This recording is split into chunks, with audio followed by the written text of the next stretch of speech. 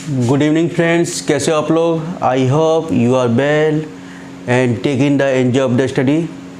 I request to all of you, please be safe and stay at home. मेरी आप लोगों से सभी से अनुरोध है, कृपया घर पर रहिए, सुरक्षित रहिए। जब आवश्यक हो तभी घर से बाहर निकलिए। ठीक है, इसके तक हम टॉपिक पे चलते हैं, बात करते हैं टॉपिक पर। इससे पहले हमने वेव्स के अंतर्गत वेव यूनिट कंप्लीट हो चुकी थी और उसकी मैंने आप लोगों को बाकायदा बताया भी था, सिलेबस के अकॉर्डिंग मैंने कवर किया पूरा। आज हम शुरुआत करने जा रहे हैं ऑप्टिक्स के संदर्भ में, लाइट कि व्हाट इज लाइट, यानी प्रकाश क्या है। ठीक है, देखते हैं लाइट।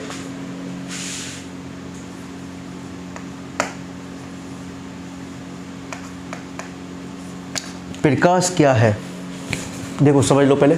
प्रकाश एक प्रकार की ऊर्जा है। क्या है? ऊर्जा है। जब वह ऊर्जा हमारी रेटिना, आँख की रेटिना पर पड़ती है तो हमें वस्तु दिखाई देने लगती है।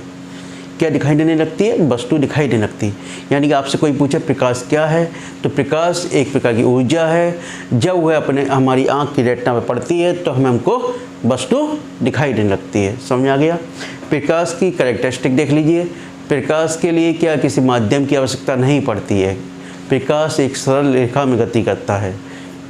प्रकाश के अंतर्गत इंटरफ्रेंस होता है, यानी व्यतिकरण होता है, अपवर्तन होता है, डिफ्रैक्शन होता है, विक्षेपण होता है। ये सब क्या है? कैरेक्टरिस्टिक है। आप लोग लिखना चाहो तो लिख लीजिए। प्रकाश एक सरल रेखा में गति करता है। कैसे? प्रकाश के लिए किसी माध्यम की आवश्यकता नहीं होती है। नेक्स्ट, प्रकाश में अपवर्तन होता है, प्रकाश में परावर्तन होता है, प्रकाश में विवर्तन होता है, प्रकाश में बड़ विक्षेपण होता है। ये सब क्या है? कैरेक्टरिस्टिक हैं। इसके बाद दूसरी कैरेक्टरिस्टिक भी देखेंगे हम उसको, क्योंकि जो अभी मैं कवर नहीं करना चाहता, इसी लेक्चर्स में होगा आगे, कि जो लाइट होता है उसका डुअल नेचर होता है, यानी दुई प्रकृति, यानी वेव्स के अकॉर्डिंग भी चलता है और छोटी छोटी लाइट्स की छोटे छोटे पैकेट्स के रूप में भी चलता है। तो इसको हम पढ़ेंगे, इसी आज के लेक्चर में पढ़ेंगे। ठीक है, कैरेक्टरिस्टिक ऑफ द लाइट के बाद आज हम शुरू करने जा रहे हैं न्यूटन्स कॉर्पस्कुलर प्रिंसिपल, न्यूटन का कणिका का सिद्धांत। ठीक है,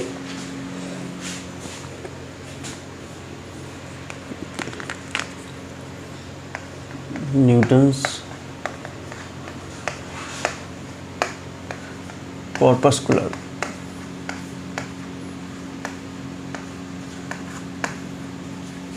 थ्योरी।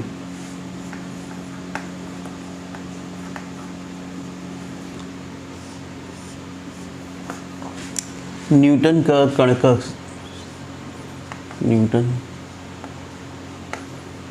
का कणिका का सिद्धांत,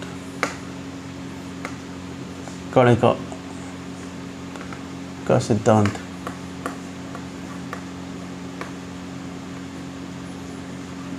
इन्होंने क्या कहा? इन्होंने कहा प्रकाश किसी भी सोर्स से छोटे छोटे पैकेट्स के रूप में निकलता है। कैसे निकलता है? छोटे छोटे पैकेट्स में। यानी कोई भी सोर्स है, उससे जो लाइट निकल रही है वो कैसे निकलती है? छोटे छोटे कणों के रूप में। इन कणों को ही क्या कहते हैं? न्यूटन ने क्या कहा? कणिका कहा। क्या कहा? कणिका। जब ये कणिका हमारे आँख की रेटिना के ऊपर पड़ती है तो वस्तु हमको दिखाई देने लगती है। ठीक है, और ये कणिका किसी भी डायरेक्शन में एक सरल रेखा में गति करने के लिए स्वतंत्र होती हैं। समझ में आ गया? यानी कि उन्होंने ये माना प्रकाश छोटे छोटे कणों से मिलकर बनता है। एक कण क्या कहलाते हैं? कणिका कहलाते हैं। ठीक है, और ये कणिका एक सरल रेखा में गति करते हैं, किसी भी दिशा में गति करने के लिए स्वतंत्र हैं। यही इनका थ्योरी है। बस मेन उद्देश्य उनका क्या था कि जो कण है उनको उन्होंने कणिका मान लिया, प्रकाश को छोटे छोटे कणों के रूप में मान लिया। ठीक है, अब देखिए, अब उन्होंने कहा न्यूटन के कणिका सिद्धांत के अनुसार उन्होंने अपवर्तन और परावर्तन की व्याख्या की। किसकी? परावर्तन। परावर्तन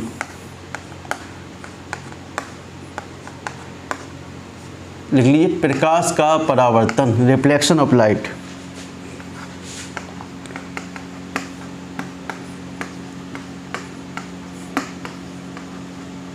ऑफ लाइट।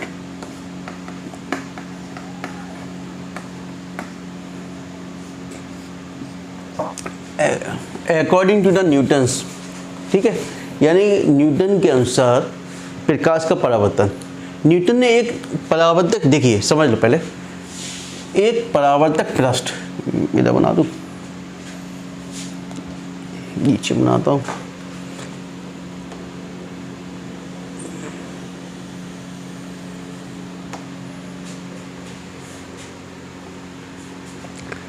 एक परावर्तक पृष्ठ माना PQ मान लिया, क्या मान लिया, PQ, ठीक है। अब इसके ऊपर न्यूटन ने कहा कि किसी भी परावर्तक पृष्ठ के समीप एक काल्पनिक पृष्ठ कार्य करता है जो कि उसके ऊपर एक प्रतिकर्षण बल लगाता है। किस पर प्रतिकर्षण बल लगाता है, एक अभिलंब घटक के ऊपर, यानी कि जो आपकी वेव्स आ रही है उसके ऊपर एक प्रतिकर्षण बल वहां से कार्य करना शुरू हो जाता है, ठीक है। अब देखिए कैसे, माना PQ है, न्यूटन ने माना कि जो पृष्ठ है आपके उसके समीप ही एक काल्पनिक पृष्ठ होता है, काल्पनिक, जी काल्पनिक पृष्ठ है, ठीक है, कौन सा है, काल्पनिक है। और इस काल्पनिक पर ही, एक मिनट,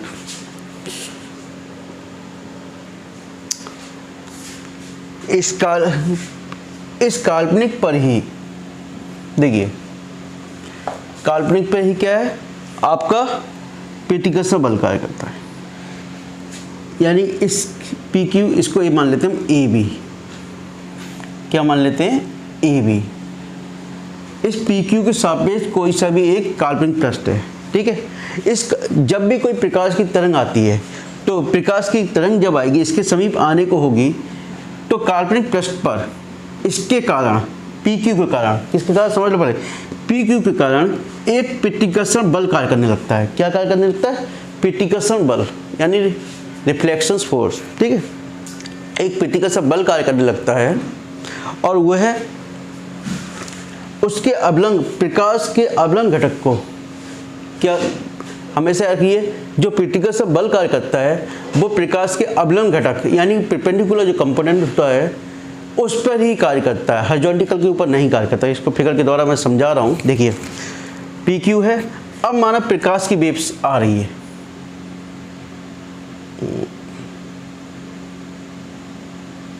ठीक है, प्रकाश की वेव्स आई, इसको यूं जाना चाहिए था, अभी बताऊंगा मैं, ठीक है। ये प्रकाश की वेव्स आ रही है AB, माना CD एक प्रकाश की वेव्स आ रही है, ठीक है। यहां पर ये दो भागों में डिवाइड हो जाती है,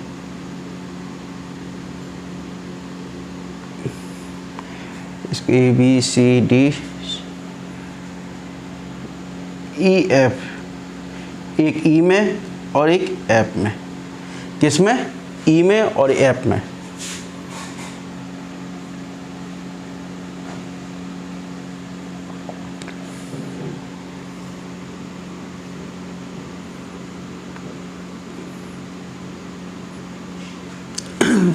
अब देखिए ये क्या है, EF हॉरिजॉन्टल है, यानी कि जैसे ये बिंदु D पर आती है, यहाँ पर ये दो कंपोनेंट में डिवाइड हो जाती है, किसमें, दो कंपोनेंट में डिवाइड हो जाती है, एक हॉरिजॉन्टल DF और दूसरा,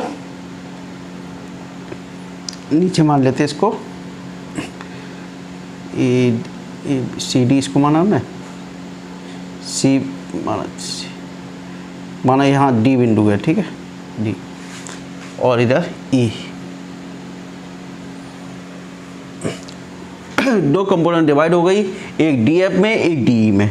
अब मैंने बताया आपको जो इसका प्रतिकर्षण बल कार्य करता है वो उसके परपेंडिकुलर घटक के ऊपर काम करता है। परपेंडिकुलर घटक कौन सा है इसमें, देखिए ये हॉरिजॉन्टल हो गया, ठीक है, परपेंडिकुलर क्या है, A।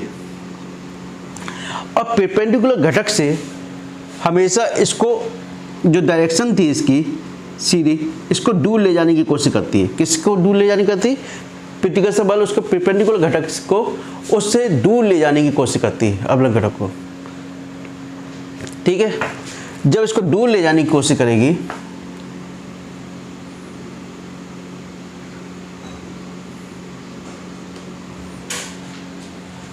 तो यहां पर क्या होगा यहाँ पर इसका मान शून्य हो जाएगा। क्या हो जाएगा? शून्य हो जाएगा।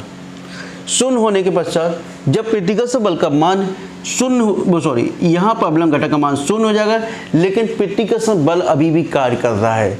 जब प्रतिकर्षक बल अभी भी अभिलंब घटक पर काम कर रहा है तो इसको पुनः मोड़ देता है इसको। ठीक है,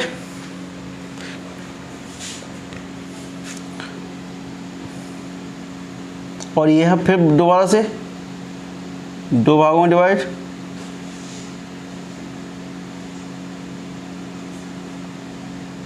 और यहाँ जो इसका वेग है उसी वेग से बाहर निकल जाती है।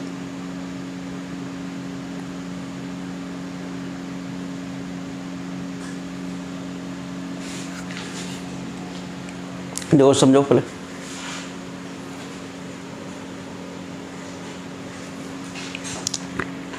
देखो समझ में आया? अब दोबारा देख लो, एक बार दोबारा देख लो पहले। पी क्यू एक पृष्ठ है तुम्हारे पास। अब पी क्यू के ऊपर कोई तरंग आके आपतित हो रही है, यानी आ रही है। ठीक है, जब इसकी ओर तरंग आ रही है, लेकिन पी क्यू के समीप ही एक प्रतिकर्षक बल का पृष्ठ कार्य करने, काल्पनिक पृष्ठ कार्य करता है, जो कि अवलंब घटक को उससे मोड़ देता है। अवलंब घटक को उसके लंब से दूर की ओर ले जाता है। किससे? दूर की ओर दूर ले जाता है। इसके अवलंब घटक को इससे विस्थापित कर देता है। ठीक है, प्रतिकर्षक बल हमेशा किसके ऊपर काम करता है? इसके ऊपर, जो कि इसे दूर ले जाता है अवलंब घटक से, और यह इस बिंदु पर आके 0 हो जाता है। लेकिन प्रतिकर्षक बल अभी भी काम कर रहा है, तो यह पुनः मुड़ जाता है, और जिस वेग से ये माना b वेग था इसका, वही वेग यहाँ पर इसका है। क्योंकि अब यहाँ के बाद, इस पृष्ठ के बाद, इस पर प्रतिकर्षक बल तो यहाँ पर समाप्त हो गया, क्योंकि प्रतिकर्षक बल कहाँ तक लग रहा था इसका? ए बी जो सरफेस था वहीं तक लग रहा था। इसके आगे प्रतिकर्षक बल समाप्त हो गया, और जिस वेग से बी थी और इसी वेग से आगे बाहर निकल जाती है तरंग। सी डी ई एफ, इसको मान लेते हैं सी डी हो गया, जी एच, और इधर मान लो आई जे। अपनी मर्जी से लिख लीजिए कोई भी, ठीक है नाम। जे आपका हो गया इंसिडेंट एंगल, जे हो गया इंसिडेंट रिफ्लेक्शन एंगल आर।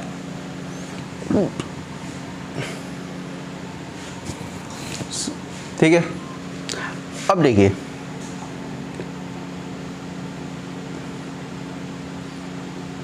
यहाँ देखिए और यहाँ देखिए, अवलंब घटक और समांतर घटक दोनों ही बराबर हैं। कौन से? अवलंब घटक और समांतर घटक दोनों ही बराबर हैं।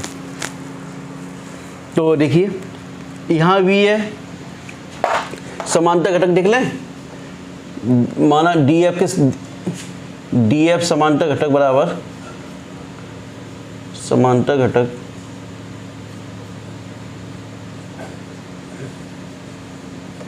बराबर जी एच समांतर घटक।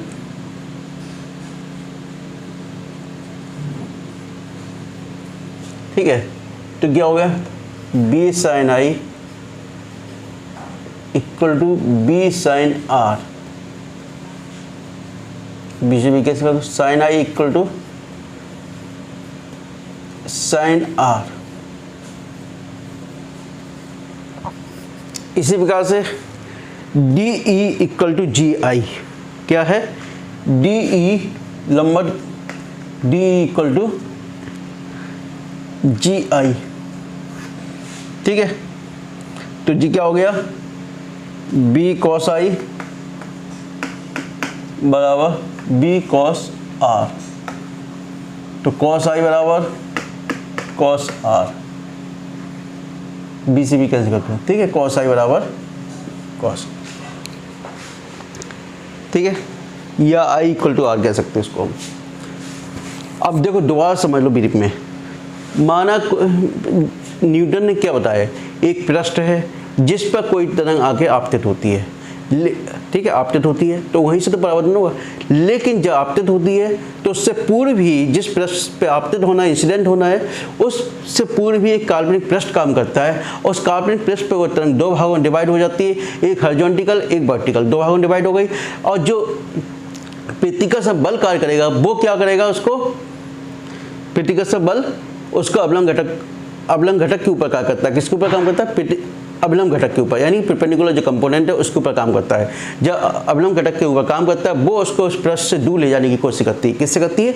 उस पृष्ठ से दूर ले जाने की कोशिश करती है। ठीक है, ये देखिए परपेंडिकुलर को, अवलंब घटक को, ये यहाँ इसको दूर ले जाने की कोशिश करती है। और ये बिंदु इस पर आता है, जब P की पृष्ठ से टकराती है तो यहाँ पर प्रतिकर्षक बल शून्य हो जाता है। ठीक है, और शून्य होने के बाद यह पुनः, लेकिन प्रतिकर्षक बल हमेशा प्रतिकर्षक बल हमेशा काम कर रहा है इसके ऊपर, और करने के बाद ये पुनः इसको मोड़ देता है।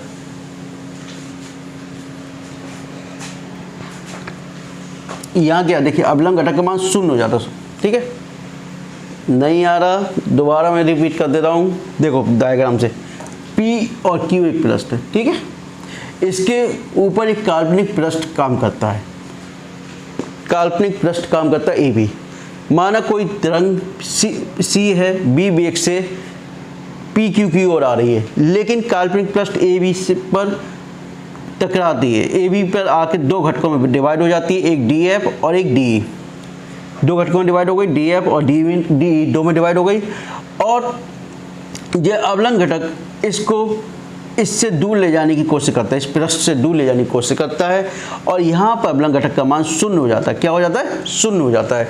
लेकिन प्रतिकर्षक मान अभी भी कार्य कर रहा है, तो ये पुनः विपरीत डायरेक्शन में ले जाता है। ठीक है, और यहाँ पर पुनः यह दो भागों में डिवाइड हो जाती है।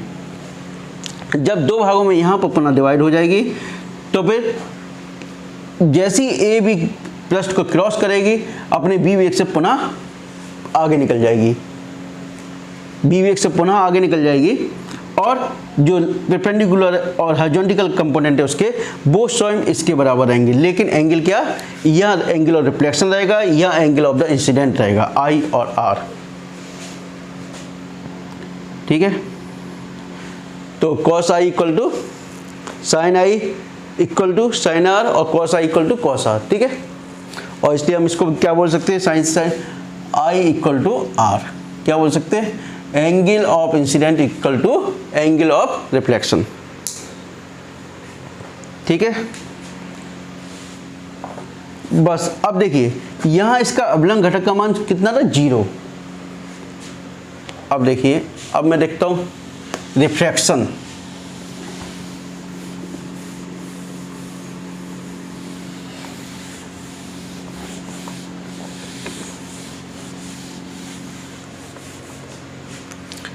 Refraction of light.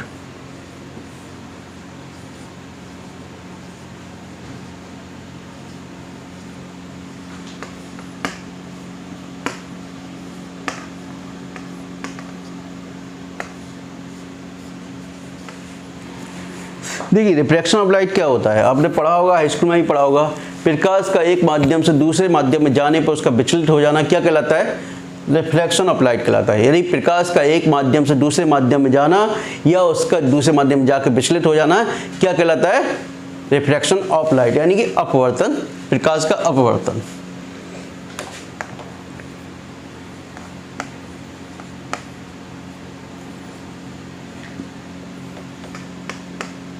अपवर्तन।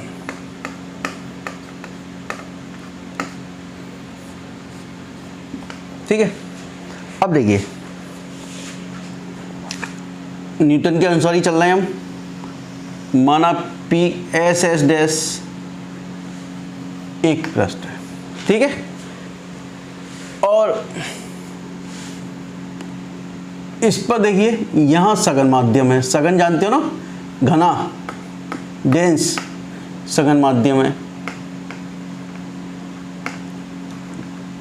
और इधर विरल माध्यम है, रेयर।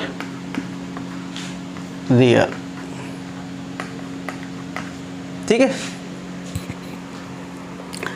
अब यहाँ काल्पनिक प्रतिकर्ष बल यहाँ भी काम करेगा इसका, और इधर भी काम, इधर मान लो पी क्यू और इधर मान लो सी डी, ये सी डी मत मानिए, एक्स जेड मान लो, एक्स वाई, ठीक है। अब यानी कि मुख्य पृष्ठ एस एस डैश है जो सघन माध्यम और विरल माध्यम को अलग करता है। कौन से? सघन माध्यम और विरल माध्यम। सघन माध्यम वह है जो डेंस से होता है, अधिकतर जो घना भारी, ठीक है, वो सघन होता है। और रियर क्या हो गया? रियर का मतलब हो गया यानी कि बिखरा हुआ थोड़ा। जैसे हम कंपेयर करें, माना जल है, जल क्या है? थोड़ा डेंस है, तो सघन हो गया। वायु है, वायु क्या होगी? रेयर हो गई, ठीक है। इसी प्रकार से हम कांच, कांच क्या होगा? डेंस हो गया, वायु क्या हो गई? रेयर हो गई। सघन माध्यम। अब यानी कि ये दो भागों डिवाइड करता है, सघन और विरल। इतना आ गया। लेकिन प्रतिकर्ष बल की सीमा इधर पी क्यू तक है और इधर एक्स वाई तक है। न्यूटन ने पहले ही कहा था कि एक काल्पनिक पृष्ठ होगा। क्या होगा? काल्पनिक पृष्ठ होगा जिस पर प्रतिकर्ष बल कार्य करेगा। तो वही काल्पनिक पृष्ठ है जिस पर प्रतिकर्ष बल कार्य करता है।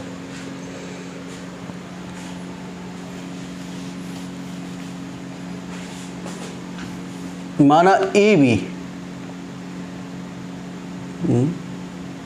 एक तरंग आती है, फिर लाइट आ रही है प्रकाश की, ए बी जे इस यहाँ पर आती है और दो भागों में डिवाइड हो जाती है। यहाँ पर सी में हो गई और डी में हो गई, ठीक है। किस में हो गई? सी में और डी में। अब मैंने बताया था जो रिफ्लेक्शन हुआ था वहाँ आपका परपेंडिकुलर कंपोनेंट जीरो हो गया था सरफेस पर आके, और रिफ्लेक्शन में क्या होता है? मेन डिफरेंस यही है कि रिफ्लेक्शन में आके वह परपेंडिकुलर कंपोनेंट जीरो नहीं हो पाता है। यदि जीरो हो जाएगा तो रिफ्लेक्शन वापस हो जाएगा, यदि जीरो नहीं होता तभी वह रिफ्लेक्शन होगा। देखिए कैसे, सी डी हो गया। अब तरंग को यूं जाना चाहिए था इसके साथ, लेकिन प्रतिकर्ष बल इसको और विस्थापित कर देती है। क्या करता है? दूर की ओर, अवलंब घटक से दूर की ओर ले जाने की कोशिश करता है।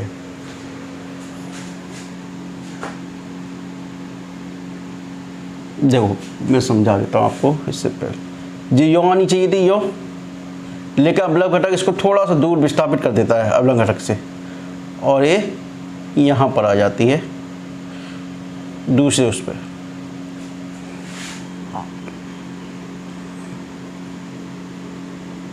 ठीक है, माना इसका चाल भी है, लेकिन जैसी इस बिंदु पर आती है, किस पर आती है? एक्स वाई पृष्ठ पर आती है। किस पे आया? एक्स वाई पर। तो इसका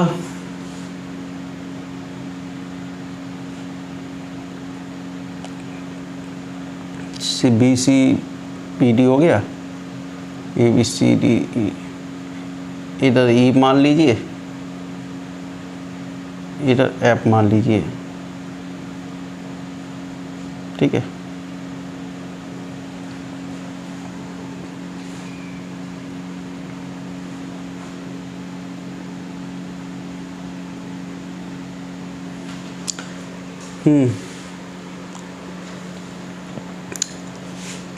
देखिए यहाँ पर आया तो ऊपर से जब अवलंब घटक का मान धीरे धीरे उसका कम होता जाता है। क्या होता जाता है? प्रतिकर्ष बल के कारण उसके अवलंब घटक का मान कम होता जाता है, शून्य नहीं होता है, कम होता है। उसमें क्या हो जाता था? शून्य हो जाता था, तो कम हो जाता है। तो यहाँ माना इसका वेग v1 है और यहाँ इसका फिर क्या हो जाता है? v2 हो जाता है। वेग क्या हो जाता है? v2, ठीक है। क्या हो जाता है B2। लेकिन ये इसे वो मान लो, सेंटर पॉइंट वो मान लो, लेकिन इसका जो परपेंडिकुलर जो हॉरिजॉन्टल है OF और BC, ये मान बराबर हो जाता है, बराबर रहता है। समझ में आ गया? माना कोई तरंग AB है, B वेग से आ रही है, तो इससे क्या होगा, यहाँ पर दो भागों में डिवाइड हो जाएगी, BC और BD। और आपको मालूम है प्रतिकर्ष बल सदैव किस पर काम करता है, किसके ऊपर काम करता है, अवलंब घटक पे, यानी जो परपेंडिकुलर कंपोनेंट है उसके ऊपर काम करता है। परपेंडिकुलर कंपोनेंट को इसको एक दूर की ओर ले जाता है, ठीक है। जब ये दूर की ओर समतल प्लस दूर की ओर ले जाएगा तो विस्थापन होगा, जब इससे क्रॉस करता है तो यहाँ पर पहुँचता है, बिंदु XY पहुँचता है, तो अवलंब घटक का मान कम होता जाता है। जब अवलंब घटक का मान कम होता जाएगा तो उसकी चाल भी कम होती जाएगी, यानी B1 ऊपर है तो B2 नीचे है, तो B2 क्या है, नीचे। अब इन दोनों के मान में B1 और B2, यानी B1 देखिए प्रारंभ में चाल क्या थी, B1 थी, बाद में क्या थी, B2 है। तो ऑब्वियसली ये पहले B1 था तो अधिक था और B2 क्या है, कम है। ये आपका एंगल ऑफ इंसिडेंट हो गया I, और ये एंगल ऑफ रिफ्लेक्शन हो गया R, ठीक है। अब BC और OF समांतर घटक देखिए, BC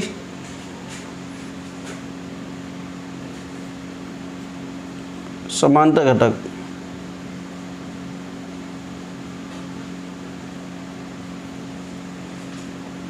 BC equal to OF, क्या है, BC इक्वल टू OF, यानी ये दोनों इक्वल है, ठीक है। कैसे हैं, इक्वल है, इनमें कोई चेंजिंग नहीं। तो यहाँ देखिए BC पे B1 sine angle of incident sine I, और यहाँ क्या हो जाएगा, चाल क्या है, B2 है, B2 साइन R, तो sine I upon sine R equal to B2 upon B1। इसको ही हम क्या बोलते हैं, कांस्टेंट बोलते हैं, कांस्टेंट। तो sine I upon sine R equal to constant.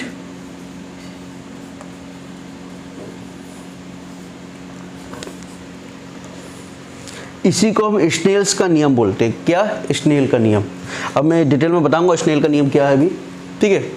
इसको पहले समझ लो, इन दोनों को थोड़ा समझ लो। देखिए एक्चुअली कंफ्यूजन जो करता है एंगुलर रिफ्लेक्शन, एंगुलर और रिफ्लेक्शन, ये दो ही कंफ्यूजन करता है, ठीक है।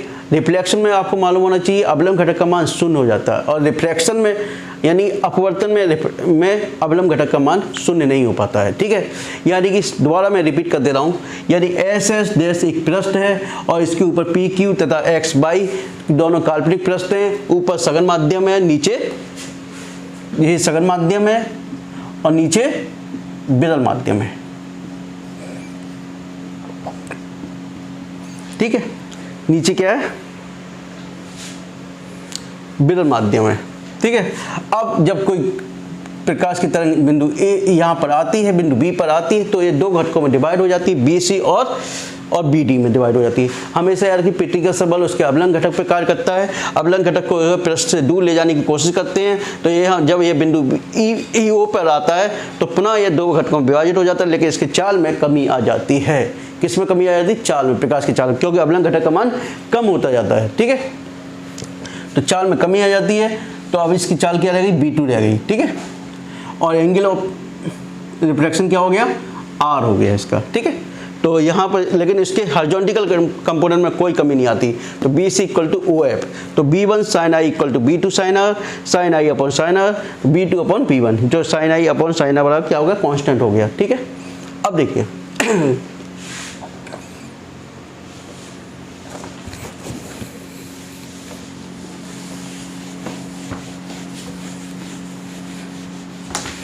स्नेल्स का नियम देख लीजिए।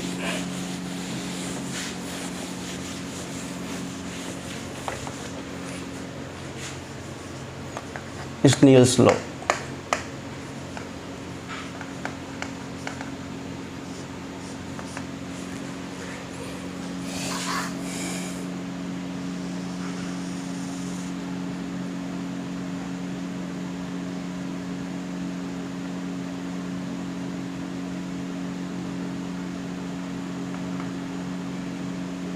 ए बी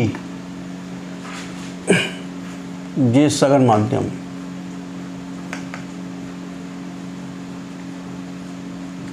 ये विरल माध्यम।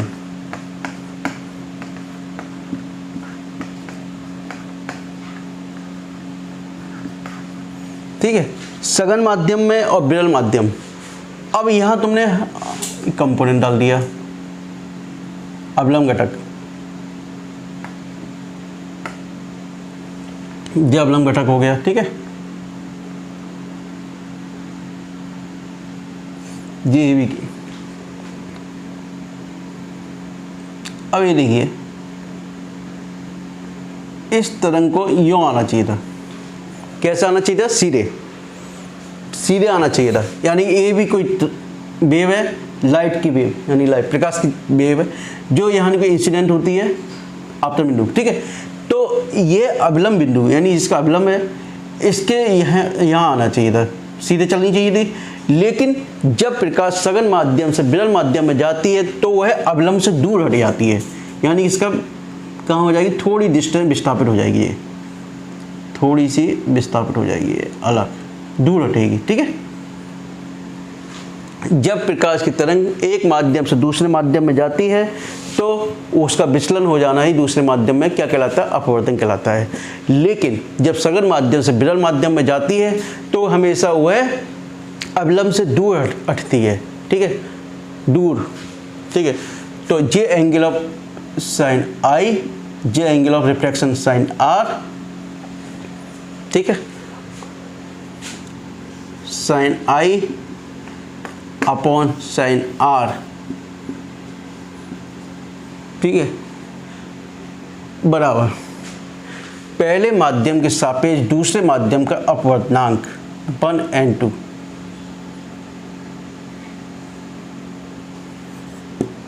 देखिए, ये ऐसे लिख लो, sine I upon sine are बराबर कांस्टेंट। यही तो बताया था मैंने अभी, यानी कि आपतन कोण की ज्या और परावर्तन कोण, रिफ्रैक्शन अपवर्तन कोण की ज्या का क्या होगा? नियत का अनुपात नियत होता है। क्या होता है? एक नियतांक होता है। क्या अनुपात क्या होता है? एक नियतांक होता है, कांस्टेंट रहता है। ठीक है, लेकिन अब या इसको ऐसे ही बोल दो साइन आई, यानी कि जब कोई किरण, प्रकाश की किरण सघन माध्यम से विरल माध्यम में जा रही हो तो उसकी आपतन कोण की ज्या और अपवर्तन कोण की ज्या का अनुपात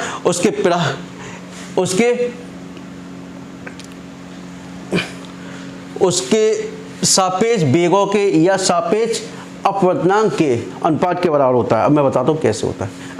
हाँ, एक मिनट। 1n2 एक पहले माध्यम के सापेक्ष द्वितीय का अपवर्तनांक 1n2। 1n2 का मतलब हो गया द्वितीय माध्यम का अपवर्तनांक,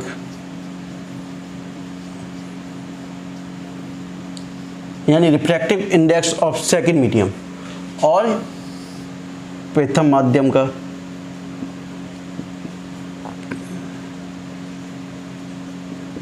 का अपवर्तनांक। ठीक है, द्वितीय माध्यम कौन सा हो गया?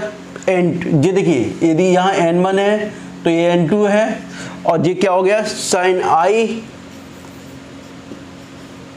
अपॉन साइन आर बराबर n2 अपॉन n1, यानी द्वितीय माध्यम का अपवर्तनांक अपॉन प्रथम माध्यम के अपवर्तनांक। ठीक है, तो डेफिनेशन बनाओ, कैसे बनेगी? देखिए, यानी कि जब कोई प्रकाश की तरंग एक माध्यम से दूसरे माध्यम में जा रही हो तो आपतित किरण की जिया या आपतन कोण की जिया और रिफ्रैक्शन अपवर्तन कोण की जिया का अनुपात उनके अपवर्तनांक के व्युत्क्रमानुपाती होता है, यानी रिफ्रैक्टिव इंडेक्स के व्युत्क्रमानुपाती। ठीक है, जबकि अब देखिए N2 है, जबकि चाल B1/B2 जबकि उनकी चालों के अनुक्रमणानुपाती होता है। N2 बराबर क्या हो, चाल के sin I upon sin R बराबर B1/B2। ठीक है, यानी आपतन कोण की जिया और अपवर्तन कोण की जिया अपने सापेक्ष वेगों के अनुक्रमानुपाती होती है, यानी प्रोपोर्शनल होती है। जबकि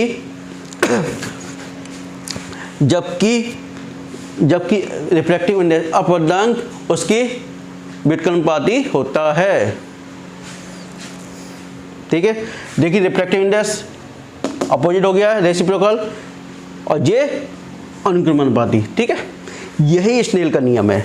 क्या है, जब कोई प्रकाश की तरंग एक माध्यम से दूसरे माध्यम में जा रही हो तो आपतन कोण की जिया और अपवर्तन कोण की जिया का अनुपात अपने अपने सापेक्ष वेगों के अनुपात के बराबर होता है। जबकि, और दूसरी डेफिनेशन बनाना चाहो तो, जबकि अपवर्तनांक के व्युत्क्रमानुपाती होता है।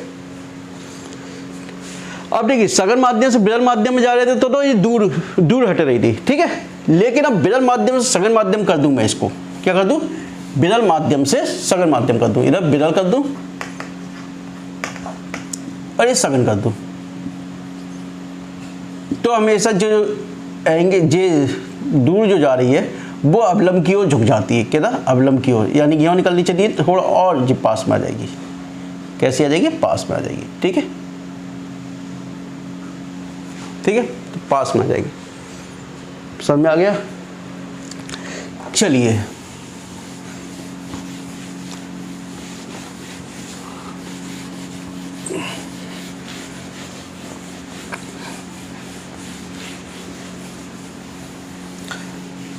अब देखिए dual nature of light.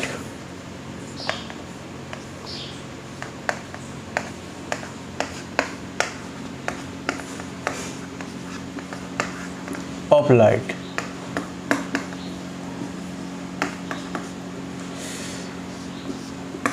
Dual nature of light का मतलब क्या हो गया, यानी कि प्रकाश का दोहरा रूप, यानी दोहरी प्रकृति, यानी कि किस तरीके से वो व्यवहार करता है। ठीक है, प्रकाश के ड्यूअल नेचर का मतलब क्या है। प्रकाश देखा आपने पढ़ा है कि तरंगों के रूप में चलता है, लेकिन कुछ साइंटिस्ट ने कहा प्रकाश फोटॉन्स के रूप में भी चलता है। ठीक है, अब फोटोन होता क्या है, फोटोन क्या है, प्रकाश के छोटे छोटे पैकेट्स को क्या बोलते हैं, क्या बोलते हैं हम, फोटोन्स बोलते हैं। When the light moves in the small packet, जब प्रकाश छोटे छोटे पैकेट्स के रूप में गति करता है तो उसको हम क्या कहते हैं, फोटोन्स कहते हैं। When the light moves in the small packets in the form of the small packet, then it is known as the photon। ठीक है, अब फोटोन हो गया। अब इसमें वेव्स के रूप में कौन कौन से इंसिडेंट हुए आपके, देखिए आप डिफ्रैक्शन देखते हो, इंटरफेरेंस देखते हो, बड़ा विक्षेपण देखते हो, ये सब क्या है, तरंगों के सिद्धांत की व्याख्या करता है। लेकिन इसके अतिरिक्त आपने देखा रमन इफेक्ट, मैं बताऊंगा आपको, Raman effect, Compton effect, photo electric effect आपने पढ़ा ही होगा। इन सब में क्या होता है, प्रकाश कैसे होता है, फोटॉन्स के रूप में, कैसे होता है, फोटॉन्स के रूप में। तो प्रकाश की डबल नेचर हो गया, यानी कि एक वेव्स के रूप में चल रहा है, दूसरा किसके रूप में चल रहा है, फोटॉन्स के रूप में चल रहा है। इसी को हम क्या कहते हैं, जब प्रकाश को तरंग के साथ साथ प्रकाश के छोटे छोटे पैकेट्स के रूप में भी चलता है तो उसको हम क्या कहते हैं, dual nature of the light बोलते हैं हम। ठीक है, अब देखिए ड्यूअल नेचर ऑफ लाइट में होता क्या है। प्लांक्स ने एक संबंध दिया ऊर्जा और प्लांक्स कांस्टेंट के मध्य में। प्लांक्स मॉडर्न है, बताया एक रिलेशन दिया E बराबर h म्यू। ठीक है, E एनर्जी है एच क्या है, एच क्या है, प्लांक्स कांस्टेंट, ठीक है, प्लांक्स कांस्टेंट है, ठीक है। म्यू फ्रीक्वेंसी है, ठीक है। अब प्लांक्स की 6.6 × 10⁻³ वैल्यू होती है। देखिए ई बड़ा एच म्यू, इफ यदि किसी फोटोन किसी पैकेट का मास क्या एम है, ठीक है, और प्रकाश का वेग सी है, देन आइंस्टीन्स इक्वेशंस, आइंस्टीन्स का इक्वेशन क्या है, आइंस्टीन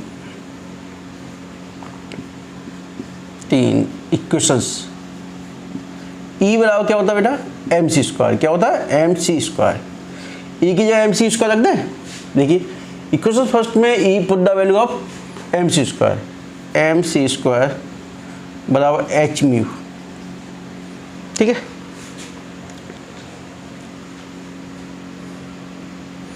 अब देखिए सी स्क्वायर, चलिए एम बराबर क्या हो गया, एच म्यू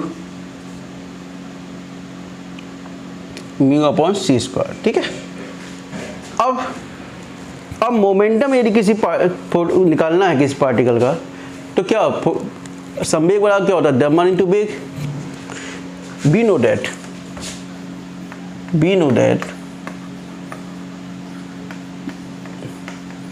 P बराबर एम सी, तो C की वैल्यू रख दें, P बराबर M की वैल्यू रख दें, इसमें M की वैल्यू इसमें रख दो, put the value of M in equation this, M की वैल्यू क्या होगी, एच म्यू अपॉन सी स्क्वायर अपॉन सी, सी से सी कैंसिल करो, P बराबर म्यू और जी एच अपॉन सी, ठीक है। और म्यू बराबर क्या होता है जानते हो, क्या होगा, सी अपॉन लैम्डा, बी बराबर लैम्डा होता है, लेकिन हम किसके अकॉर्डिंग चल रहे हैं, प्रकाश के वेग के अंतर्गत, तो म्यू बराबर क्या होता है, सी अपॉन लैम्डा, सी अपॉन लैम्डा की वैल्यू रखिए आप इसमें, पी एच अपॉन सी और सी अपॉन लैम्डा, लैम्डा सेकंड, तो क्या हो गया, पी बराबर एच अपॉन लैम्डा या लैम्डा बराबर एच अपॉन पी, ठीक है। जो रिलेशन आया लैम्डा बराबर एच अपॉन पी, ठीक है।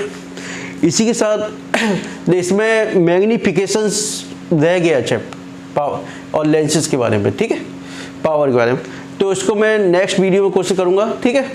और नेक्स्ट वीडियो आपका रहेगा इंटरफेरेंस ऑफ लाइट, यानी प्रकाश के व्यतिकरण का सिद्धांत, बहुत ज़्यादा इंपॉर्टेंट टॉपिक है, ठीक है, इसको कराएंगे फिर हम, ठीक है। आप लोगों ने यदि चैनल सब्सक्राइब नहीं किया है, प्लीज़ सब्सक्राइब कीजिए और अधिक से अधिक दोस्तों के बाद शेयर कीजिएगा, ठीक है। और यदि आपको कुछ क्वेश्चन में पुटअप करने में दिक्कत हो रही है तो कमेंट बॉक्स में लिखिएगा, व्हाट्सएप नंबर पर मेरे पे मैसेज कीजिएगा, मैं डेफिनेटली आप लोगों को सॉल्यूशन उसको प्रोवाइड कराऊंगा,